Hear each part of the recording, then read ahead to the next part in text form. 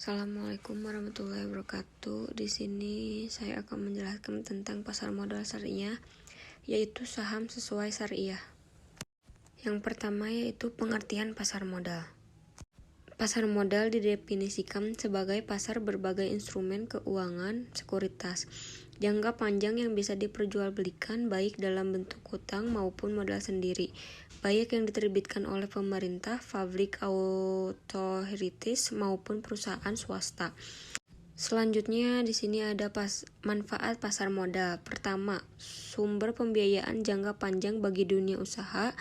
Kedua, wahana investasi yang beragam bagi investor sehingga memungkinkan untuk melakukan diversifikasi. Ketiga, leading indikator bagi perusahaan perekonomian suatu negara. Keempat, penyebaran kepemilikan perusahaan sampai lapisan masyarakat menengah.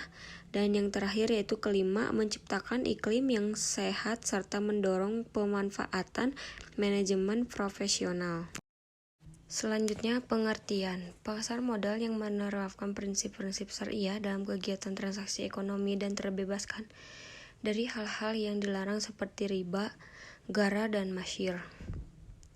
Instrumen investasi pada pasar modal syariah mencakup saham, memenuhi kriteria syariah, dan obligasi atau medium term notes syariah atau yang dimaksud sukuk. Selanjutnya ada saham sesuai syariah. Yang pertama, pasar saham dalam syariah adalah campuran dari pembiayaan, mudharabah, dan musyawarah. Kedua, tidak ada hak istimewa pada pendapatan atau tidak mengakui preferred stock. Ketiga, jenis usaha emiten tidak bertentangan dengan syariah. Keempat, emiten berada dalam kondisi yang layak menurut syariah.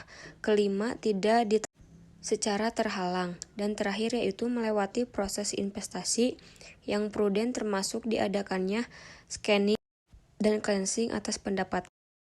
Kemudian ada jenis usaha tidak sesuai syariah. Mengacu pada fatwa DSN atau MUI No. 20 larangan pada 1. Usaha penjudian dan permainan yang tergolong judi atau perdagangan yang dilarang. Kedua, usaha lembaga keuangan konvensional atau ribawi termasuk perbankan dan asuransi konvensional. Ketiga, usaha yang memproduksi, mendistribusi serta memperdagangkan makanan dan minuman haram. Dan terakhir yaitu usaha yang memproduksi, mendistribusi atau menyediakan barang-barang jasa yang merusak moral dan bersifat mudarat. Jenis transaksi yang dilarang. Pertama, dilarang melakukan transaksi yang riba, masyir, dan tindakan spekulatif yang dalamnya mengandung unsur gharar. Kedua, tindakan spekulatif itu antara lain. Pertama, bayin nasji adalah melakukan penawaran palsu. Kedua, bai al-madun yaitu melakukan penjualan atas barang yang belum dimiliki. Ketiga, insider trading yaitu menyebarluaskan informasi yang menyesatkan atau memakan informasi orang dalam untuk memperoleh keuntungan transaksi yang dilarang.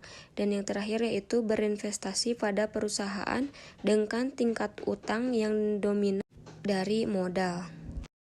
Selanjutnya yaitu screening saham dan indeks saham syariah. Screening saham bertujuan untuk memilih saham-saham yang memenuhi kriteria untuk berinvestasi sesuai prinsip. Screening dilakukan melalui 3 tahap, yaitu pertama, sebagai pedoman dalam memilih saham sesuai syariah, inspektor dapat memilih saham-saham yang termasuk dalam indeks saham syariah. Kedua, indeks saham syariah juga bertujuan sebagai indikator kinerja saham-saham sesuai syariah.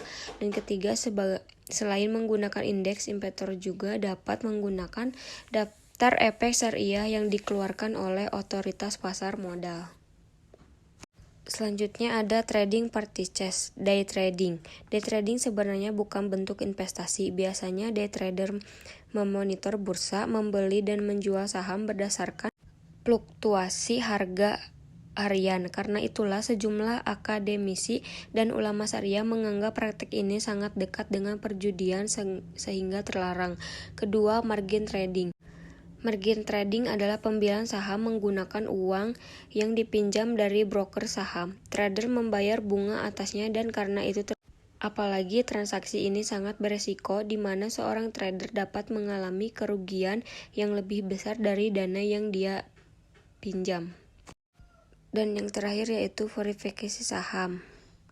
Di sini ada Fatwa Nomor 20 Pasal 1 Ayat 2, dan hasil verifikasi digunakan sebagai dana sosial untuk keselamatan, dan verifikasi dapat terjadi karena satu adanya pendapatan bunga dari rekening, kedua pendapatan dividen pada perusahaan yang merupakan perusahaan yang mixed seperti perusahaan konglomerat.